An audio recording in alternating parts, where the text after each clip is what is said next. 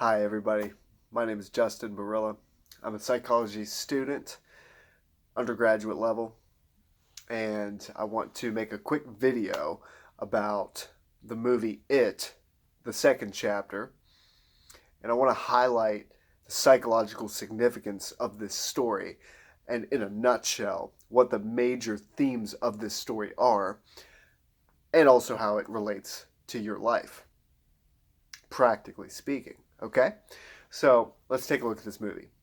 So, first of all, we have Pennywise the clown, and the clown is called It. And this is because it is a meta problem. The clown symbolizes a meta problem.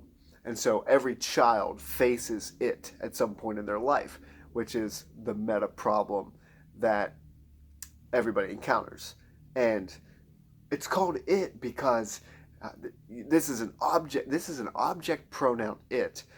And that's because people have a difficult time naming their problems. A lot of times we keep our deepest fears and our insecurities trapped in our minds, where they grow and they fester, and we never actually come to terms with them by naming them and giving them an actual concrete name. Okay? So that's part of Pennywise, what his situation is. And this clown shows up and attacks children. And this is because children and adolescents,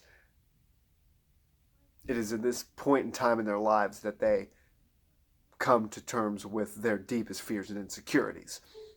It's in adolescence where you first encounter your problems, okay? The ones that eventually become your deepest problems. And this is a clown. Why is Pennywise a clown? Why is this a clown?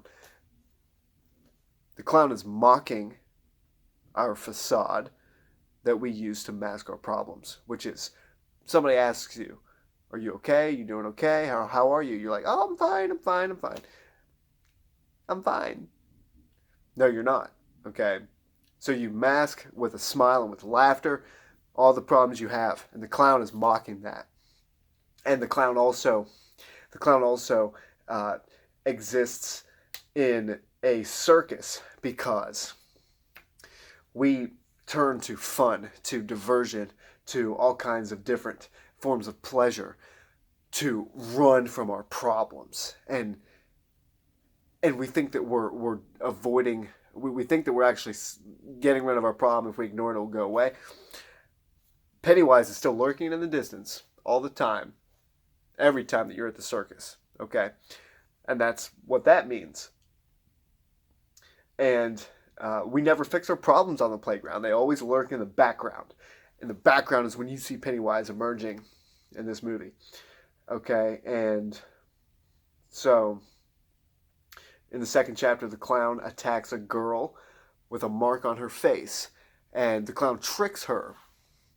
And how does he trick her? He tricks her by identifying with her. You know, he makes her feel sorry for him because, he says, I'm hiding in the dark. Nobody wants to play with me because, my face, and I wear this mask. People think I'm ugly, this and that. She identified with it immediately. That's how he tricked her. And then when he tricked her, he attacked her. And that was symbolizing the fact that was going to be her problem. That was her it. Okay? Because she had that mark on her face. Now, the clown seems to emerge oftentimes in the water and in the sewer. Well, the water is symbolic of your unconscious mind. And the sewer is symbolic of the unconscious mind where you repress all your negative memories. Okay? And Bill encounters his unique experience with the clown in that sewer. And in that sewer is when he's bringing back the memory on that rainy day when he didn't want to play with his brother, and his brother died of some sort. I'm not sure how that went. I did not watch the first part of this movie. I didn't watch the first It. But right there, okay, he's bringing up that unconscious memory. He's having an encounter. He's having a brutal encounter with his demons, right? They're coming out of the sewer, and then with the clown that's hiding beneath view in the sewer, okay? And the clown emerges, and he's scared. He's terrified to death because he's confronting his repressed memory, okay? And so the memories from Denny have been repressed by most of the characters. Okay, so when the movie begins, all of the characters are in different cities. They're in different cities, far away from their hometown, and that's important because that symbolizes the fact that they are not dealing with their problems that they originated in, that they acquired in childhood, but they moved far away from them and did not confront them, and so therefore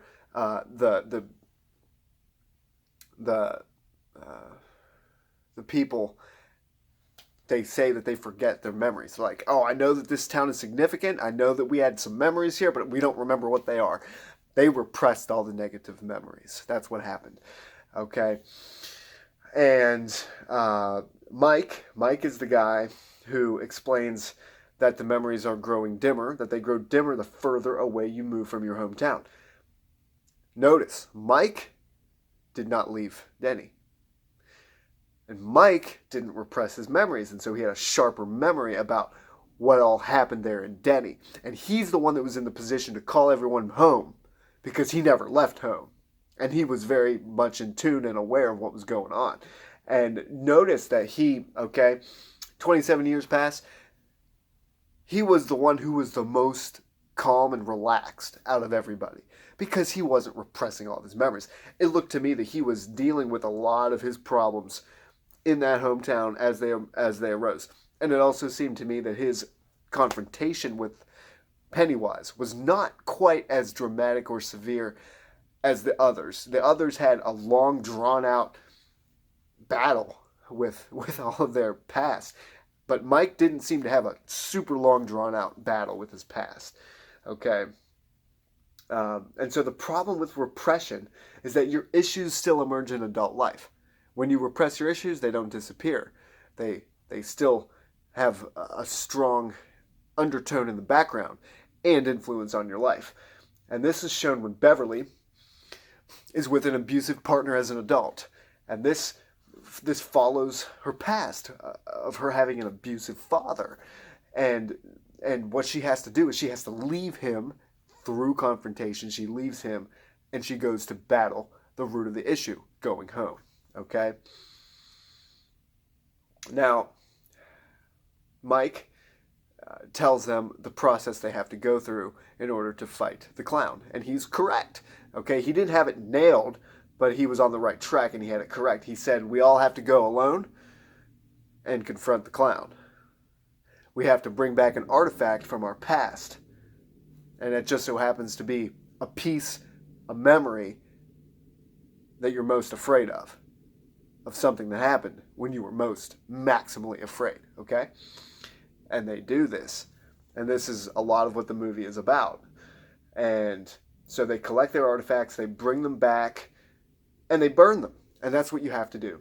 And that, I believe, is symbolic of identifying your problem. It's symbolic of going through the process of bringing up your repressed memories, bringing up your past, and finding what the thing was that's causing you the most distress.